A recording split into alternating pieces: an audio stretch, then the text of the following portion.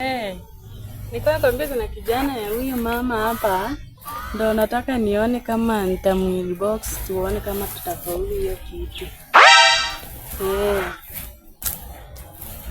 Sawa, ngoja nitakupigia. Mambo? Mbona umetulia hapa? Na wewe kila siku kwa masimu tu. Sasa hii ndio nimezoea. Maisha ya town.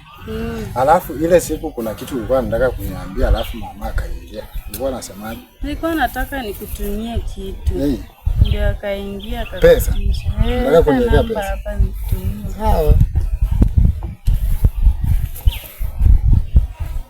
Ndio hiyo. Nimefika. Hapa tuangalie tuone. Acha ni confirm. Sawa, nimefika. Asante. Alafu kuna kitu nilitaka tuongee. Sijui kama utakubali. Kitu gani? Tafa, tena wewe mko hapa na huyu mama. Wewe umemaliza kulima ile shamba nilikupimia? Bado sijamaliza. Sasa hujamaliza na mko hapa? Nilikuwa napumzika tu. Unakaanga aje? Mimi nilikukataza huyu mama usikiangi.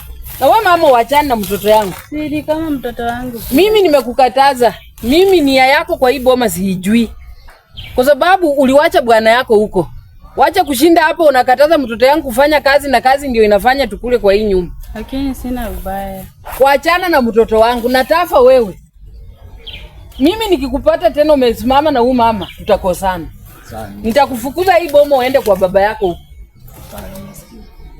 Sawa, acha mimi. Sitaki stories za nyinyi wawili. Nimekataa. Sawa, acha. Hebu toka. Sawa.